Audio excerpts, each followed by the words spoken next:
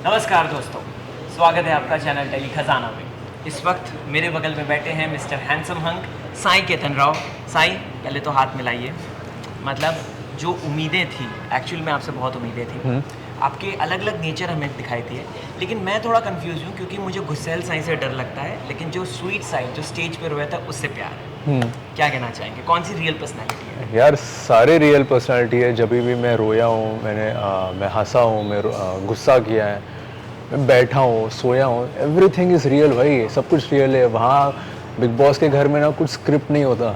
आपको आपके ऊपर ना बस सिचुएशंस फेंक देता है, टास्क फेंक देता है और बोलते हैं कि भाई जी लो, कर लो। और खाना भी लिमिटेड ही मिलता है, 1 या 2 रोटी मिलती है, थोड़ा सा राइस मिलता है, थोड़ी सी दाल मिलती है।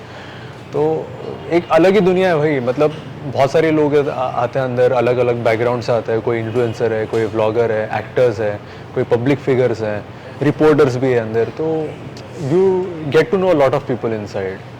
और 40-50 दिन, जितने भी दिन हम लोग अंदर थे, सुबह से लेकर रात तक हम लोग एक साथ ही है, बात कर रहे हैं। तो होते रहता है यार, डिसएग्रीमेंट्स एग्रीमेंट्स होते रहती है, हंसी मजाक होते रहता है, रोना धोना भी होते रहता है, सारे इमोशंस है, लेकिन सब कुछ जेन्युइन ही है। ओके साई, अभी मैं जो सवाल पूछने वाला हूँ वो थोड़े तीखे होने वाले हैं, जो सोशल मीडिया से मुझे मिले हैं आपके लिए। मैंने पोस्ट डाला था आने से पहले, तो उसमें सबसे पहला ये सवाल है कि आपके लिए ट्रॉफी कितनी इम्पोर्टेंट थी? देख यार, टू बी ऑनेस्ट, मैं बिग बॉस हाउस के अंदर जाते वक्त में जाने से पहले मैं किसी प्रिपरेशन के साथ नहीं गया, किसी एक्सपेक्टेशन के साथ नहीं गया। और मैं कहना चाहता हूँ, जो भी लोग देख रहे हैं, जिन्होंने मुझे तीखे सवाल पूछे कि आपके लिए ट्रॉफी कितनी इंपॉर्टेंट है, मैं एक कहना चाहूँगा कि आप कभी भी एक प्रोजेक्ट करते हो, कभी भी कुछ काम करते हो ना, किसी एक्सपेक्टेशन के साथ मत करना। बस जाओ, करो, शिद्दत से करो और फिर देखना क्या होता है, क्या रिजल्ट मिलता है। आप जीतना तो चाहते हैं? आज मैं टॉप 4 में आया हूँ, मैं काफ़ी खुश हूँ। ऑफकोर्स मैं जीतना चाहता था, कि मैं भी चाहता हूँ कि मेरे हाथ में ट्रॉफी हो, लेकिन कोई बात नहीं। आई एम रियली हैप्पी कि मैं टॉप 4 में हूँ, मैं उसके लिए बहुत खुश हूँ। लेकिन लोगों को लगता है कि अरे साई के हाथ में ट्रॉफी नहीं है, तो कोई बात नहीं। आई एम रियली हैप्पी कि मैं टॉप 4 में हूँ। मैं बहुत खुश हूँ, एक्चुअली अंदर से बहुत खुश हूँ। मैं मतलब पूरा सफ़र, पूरा सीज़न में घर के अंदर रहा हूँ। लोगों ने मुझे इतना अप्रिशिएट किया है, मेरे फैमिली ने मुझे इतना अप्रिशिएट किया है। मैंने कभी सोचा नहीं था कि मैं बिग बॉस का हिस्सा रहूँगा, एक रियलिटी टीवी शो का मैं हिस्सा रहूँगा, लेकिन मैं आ गया। 2 साल से जो मेकर्स है वो लोग मुझे पूछ रहे थे कि आ जाओ। तभी मेरे डेट्स अवेलेबल नहीं थे, लेकिन इवेंचुअली मैं आ गया बिग बॉस हाउस के अंदर। तो आई एम वेरी हैप्पी यार। मैंने दोस्त भी कमाए। कभी सोचा नहीं था कि मेरे दोस्त बनेंगे घर के अंदर, एक रियलिटी टीवी शो के अंदर मेरे दोस्त बनेंगे, लेकिन मैंने दोस्त भी कमाए। शिद्दत से निभाई मैंने दोस्ती, जो कि अच्छी बात है। जी साई, इस पे ना एक सवाल और ऐड ऑन है, जो कि है कि ट्रॉफी आपके लिए इम्पोर्टेंट थी, आपने बोला, और मतलब आप जीतना चाहते थे। तो फाइनल जो नॉमिनेशन आया था उसमें आपने गिव अप क्यों कर दिया दोस्ती के लिए?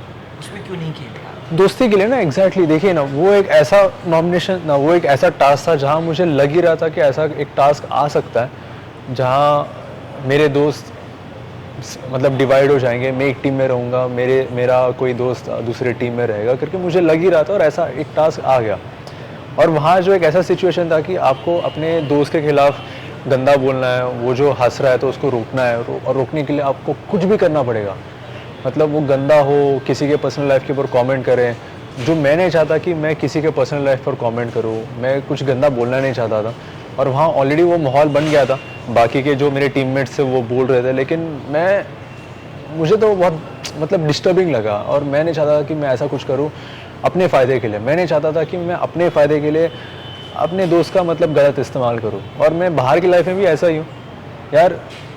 अगर मुझे फ़ायदा ही चाहिए, मुझे हमेशा प्रॉफिट ही चाहिए, मैं हमेशा तरक्की करना चाहता हूँ, तो आज तक मैं कितने सारे लोगों को मैं उनका गलत इस्तेमाल करता, उनको धोखा देता नहीं करता मैं ऐसा। I don't need to. सही, एक और सवाल है जो पूछना चाहते हैं लोग। गाली होती है, चाहे वो कैसी भी लेवल पे दी जाए। हटारिया की अगर बात करें तो वो मुद्दा पहले आपने शुरू किया था, सब देखा जनता ने, लेकिन जब एक गाली वहाँ से आई तो उस पर थोड़ा सा जो है चीज़ें बदल गई और घर में थोड़ा सा डिस्ट्रॉइंग एंड एवरीथिंग। देखिए, देखा जाए, I never liked Lovekesh Kataria's attitude. आपने देखा होगा कि जब सेकेंड डे रणवीर सोफे पे बैठे थे, रणवीर जी, एंड आपको पता है Ranveer is a very senior Bollywood actor, उन्होंने बहुत काम किया है, हम सब ने देखा। आप भी एक्टर तो आपको पता ही होगा। Is a very respected actor in the industry. And Lavkesh ने मतलब पैर उठाकर सोफे पे रखा उनके बाजू में और बोल रहे थे कि हाँ बताओ क्या बात कर रहे हो। Yeah. एग्जैक्टली तो I that incident actually triggered me कि मैंने उसको तभी खींचा पीछे और बोला कि भाई तू बात कर, तू सही है गलत है वो बात का बात है, लेकिन तेरा तरीका बदल, तेरा तरीका अच्छा नहीं है, your attitude change, your attitude it's not good. और ये सिर्फ मेरा ही ओपिनियन नहीं, बाकी के घर के कंटेस्टेंट जो भी थे, मतलब उसके दोस्तों को छोड़कर जो बाकी के कंटेस्टेंट्स हैं, हर किसी के साथ आप पूछ सकते हो क्योंकि किसी को भी पसंद नहीं है यार, सब लोगों ने यही कहा है। And that was always hampering somewhere in the game show also, क्योंकि मैं ये बोलना चाहता हूँ, मैंने लवकेश को भी बोला कि भाई तू अच्छा इंसान है, बहुत अच्छा इंसान है, लेकिन तेरा एटीट्यूड ना कहीं तुझे पीछे लेकर जा रहा है फिर से। मैंने उसको बोला भी था and that was actually triggering. उस दिन भी जो इंसिडेंट हुआ था झगड़े वाला, झगड़े से पहले एक एक्टिविटी हुई थी जहाँ आपको घर का कैप्टन, घर का क्या चुनना है, तो हाँ अरमान, तो मतलब मैं भी चाहता था कि मैं भी कैप्टन बनूं, लेकिन मेरा जो बॉटल था विशाल ने फेंक दिया, कोई बात नहीं, दैट्स ओके।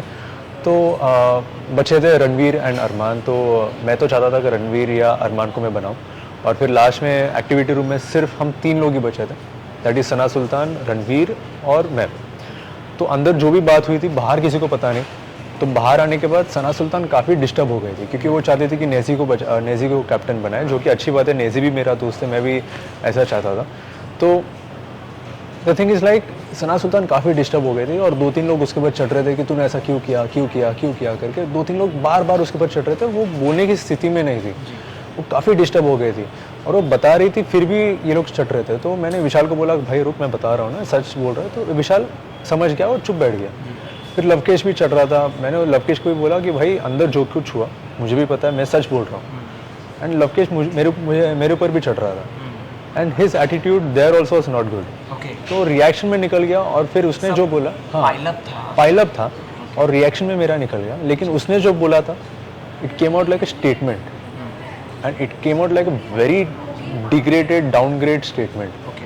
अगर आप सुनोगे, ऑफकोर्स वो बीप कर दिया होगा, आई नो दैट, लेकिन उसने जो भी बोला था it came like a very dirty downgrade statement जो मैं डाइजेस्ट नहीं कर पाया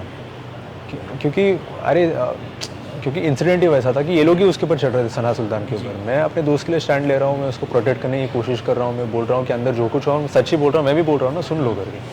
वो सुनने के मूड में नहीं थे और उनका रिएक्शन ऐसा था, उनका एटीट्यूड ऐसा था, तो फिर ऐसा गुस्सा हो गया, फिर झगड़ा वगड़ा हो गया। बट आई थिंक उस सिचुएशन के बाद, उस झगड़े के बाद मेरे और लवकेश के बीच में भी जो बॉन्ड थे वापस नॉर्मल हो गए and became good and I think we both are on the same page, we are on mutual terms, अच्छे से बात कर रहे थे, हंसी मजाक कर रहे थे। तो आई थिंक वो पूरा मैटर सॉल्व हो गया। Okay, thank you so much Sai. Thank you. आपसे बहुत सारी बातचीत करनी थी बट यहाँ पे खड़े होकर कोई बात नहीं, हम लोग एक वन ऑन वन करते हैं। वन ऑन वन डेफिनेटली मिलेंगे, आपसे बातचीत करेंगे ढेर सारी, आपसे मैं सलाह भी लूँगा, मशवरा भी होगा, सारी चीज़ें। Thank you so much.